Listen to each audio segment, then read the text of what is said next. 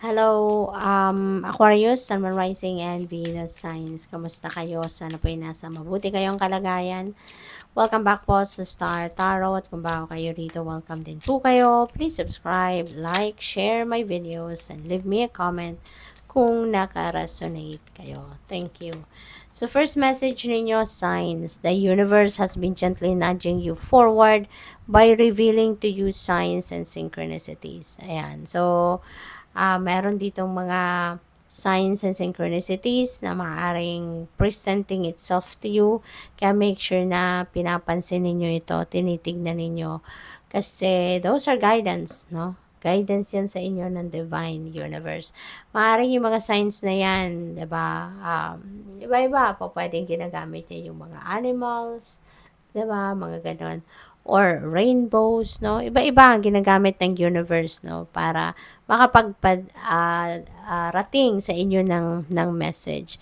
Angel numbers, mga repeating numbers, no? Baka nakakakita kayo mga 333, 555, mga ganun ba? 10, 10, 12, 12, those are synchronicities, no? So, pay attention to that. Kasi malalaman din ninyo, mararamdaman ninyo na yung mga signs na yan, synchronicities na yan ay para sa'yo because it will really speak to you. Talagang kukulitin ka hanggang sa mapansin mo yan. 'Di ba? Because that is guidance na kailangan mong malaman. So, what else? We have gratitude. Universal love shines through the miracles of life all around you. Ayan, kaya marami siguro ang pwedeng mag-unfold ng mga miraculous moments, miraculous events sa buhay mo around this time. Kaya make sure, no, na they are, make sure na you are, make sure na you are grateful, no, na ina-appreciate mo to, ina-acknowledge mo to, make sure na pinapapansinin ninyo yan. Alright? Because, kapag tayo nagpapasalamat sa kahit anong biyaya ng Divine Universe, rest assured na there will be more coming towards you. There will be more blessings na ibibigay sa iyo. Okay? So, we have magnificence. Napakagandang reminder ito para sa iyo. You are amazing. You are magnificent and unique. And most importantly, you are enough. Okay? Napakagandang paalala ito para sa iyo. Na wag mong kakalimutan, no, na ikaw ay amazing, ikaw ay magaling, 'di ba? You are magnificent and unique. And most importantly, you are enough. Okay? Hindi mo kailangan ng validation ng iba.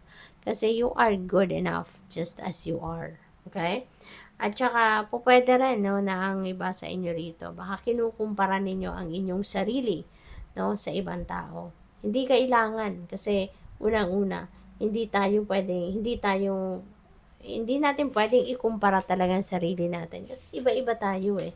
We are all unique from each other. Meron tayong kanya-kanyang path na dinadaanan. Meron tayong kanya-kanyang approach sa buhay. Meron tayong kanya-kanyang talento, 'di ba? We have different we have all different talents, skills, and gifts. Kaya imposible, 'di ba? Na maikumpara natin ang sarili natin. Walang basehan. Kaya, yun, magtiwala lang kayo sa inyong sarili. Magtiwala ka sa inyong mga kakayanan. Alright? Kasi, katulad din ng iba. No? Magnificent ka din. No? Magaling ka din. You are good enough as well compared to other people. Diba? Kaya, yun, wag mong isipin. No? Wag mong isipin na hindi mo kayang abutin kung ano ang naabot ng iba. Kasi kaya mo din yun. Okay?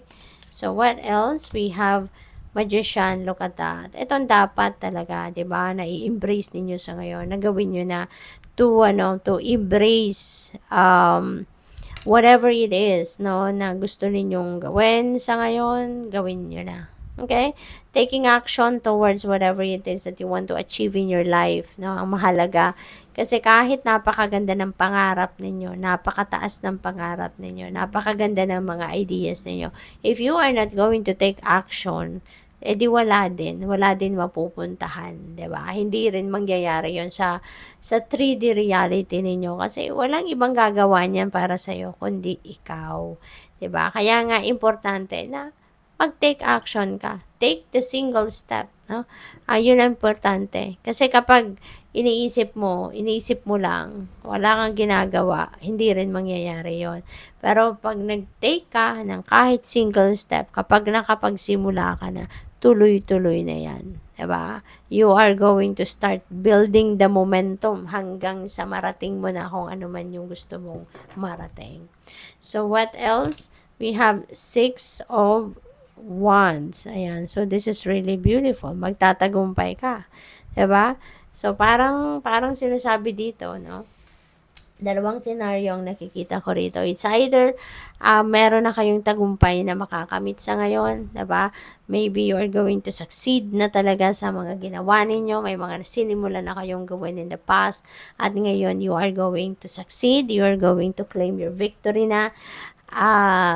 Or dito sa sisimulan ninyong bagong ganap sa buhay, dito may bagong pangarap or may bago kayong gustong marating sa buhay, you know, you are also going to succeed dyan. No? Parang this is a promise para sa inyo na ito ang sitwasyon.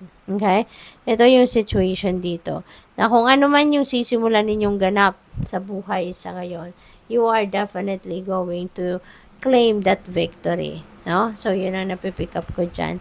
So, dito, you will be on the spotlight, guys. Aquarius, you will be on the spotlight. There are going to be people that are recognizing you na. Mas magiging sikat ka na ngayon. There will be a lot of people na makakakilala na sa'yo. Diba? Kaya, congrats.